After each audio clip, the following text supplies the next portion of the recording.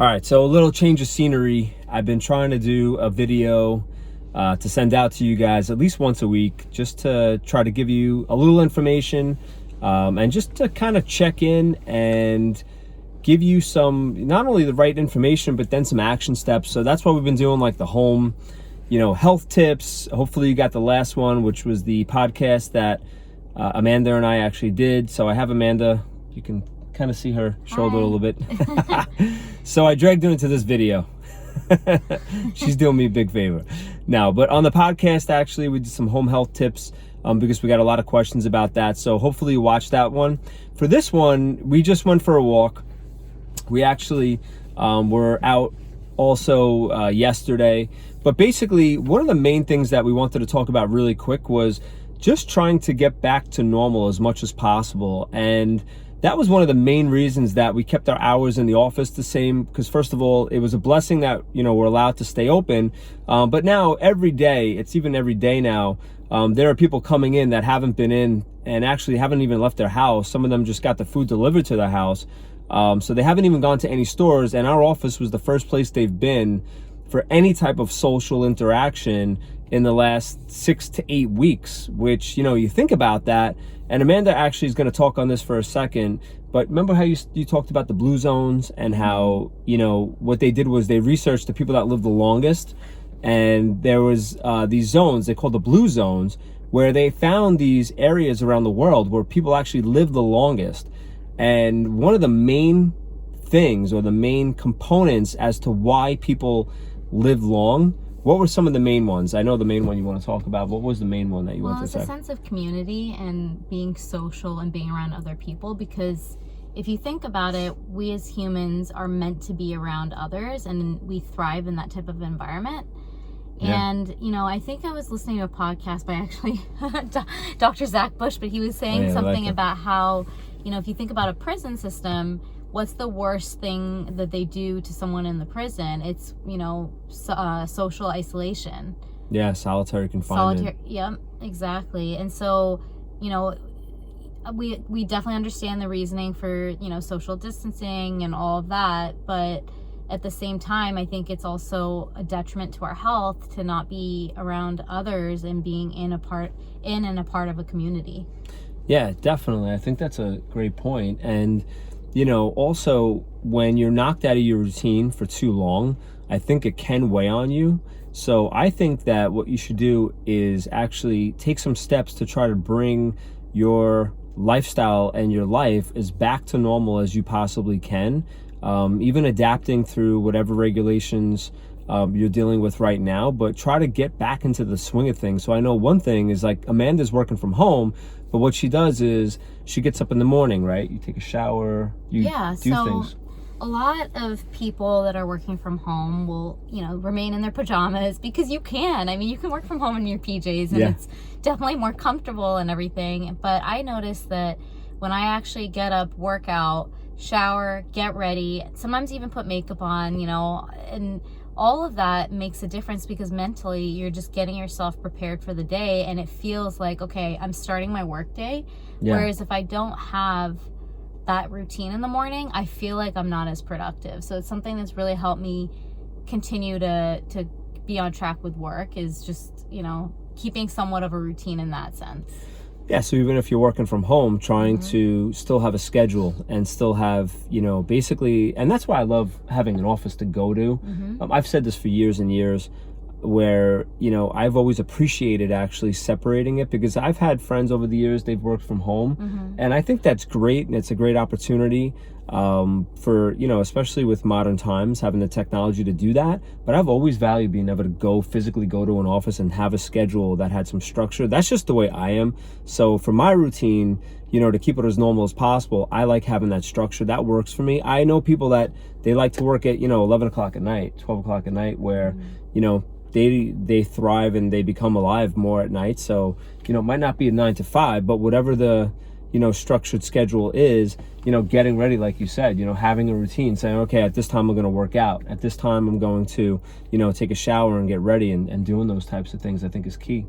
Well, and I think also when this whole self-isolation, quarantine situation happened, a lot of us, I mean, I know for me, I left work and I was thinking, oh, I'll be back in a couple weeks. Like, I didn't expect it to last this long.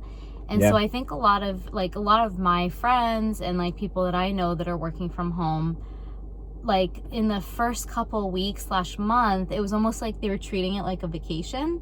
So they were, like binge watching Netflix and, drinking and, doing Zoom happy hours and whatever. And, it's fun because they're making that situation, more enjoyable, definitely. But I think that now that we're looking at it, and New York is, the executive order is now extended and they're not opening a big portion of New York's not getting open.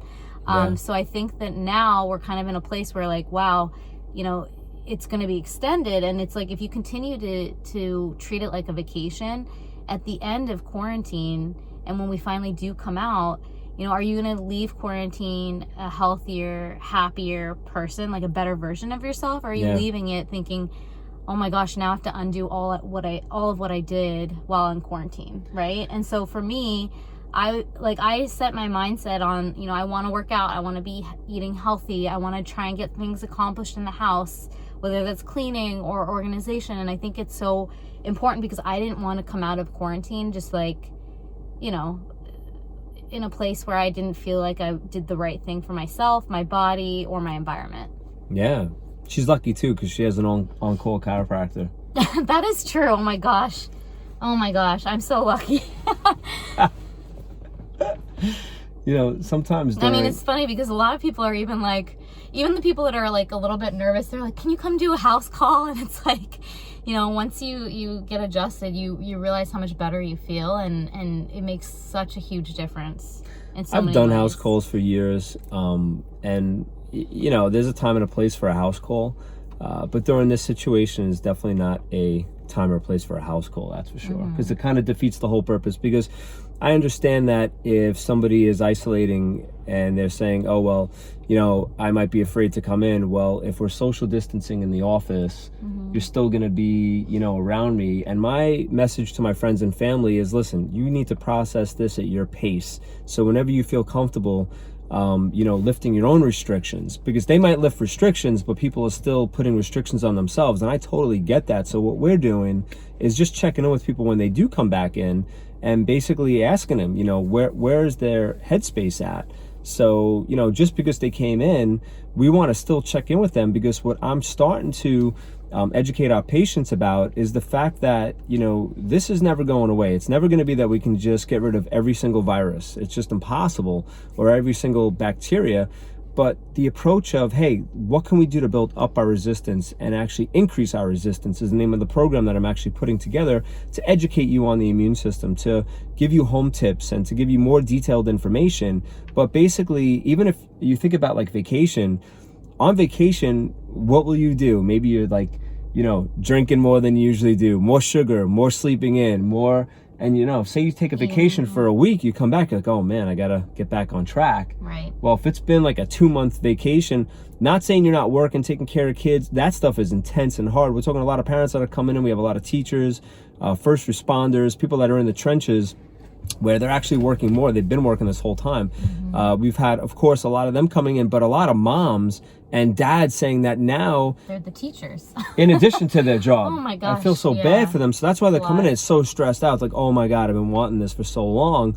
When they come back, just to get adjusted, to start to, quickly to remove some stress from them. And then of course, trying to, get into some type of a routine. But if you haven't, gotten into a routine, I would say start to put some structure back, because I think that's important, like you said, to try to, maybe if you haven't been going down a good path, physically or, even emotionally or mentally, start to think about progressing in the right direction now and turning that around and actually building up your health. Because if you're taking steps to build up your health and you're making progress, it doesn't have to be perfect, but that will give you more energy, and that'll also remove some fear. So I think it's a continuum. I think that if somebody's been staying in for a while, I don't think they're just going to wake up tomorrow and everything's perfect. I think it's a sliding scale. I think certain days you're going to feel better than other days.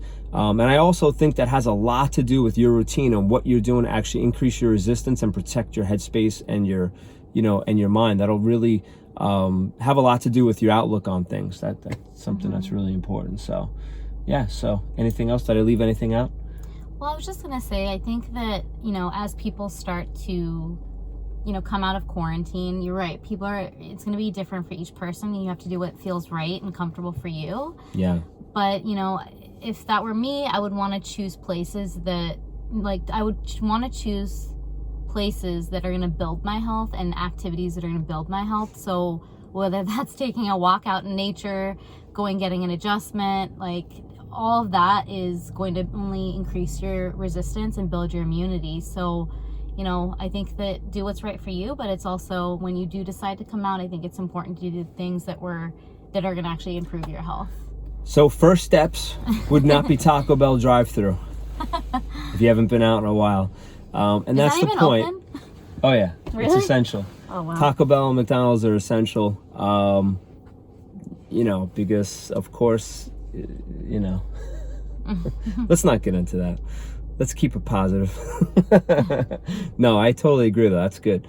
So yeah, when you do decide to actually start to take those steps, do the things that are going to quickly actually give you momentum, but also give you the right information, and also keep your mindset right. I think that's key. And that's one thing that patients are saying when they come back in. Oh my God, I feel so safe. I feel actually more positive. I feel healthier just coming into the office, because, our message is obviously different than maybe what's being, put out there on TV. So I think that's really key. But yeah, I think everything isn't just going to all of a sudden in one day just switch. I think it's going to be a process, but I think it's also going to be your own process. I think that's key, and everybody's going to, handle that differently. So hope this finds you well, and yeah, we'll talk to you soon.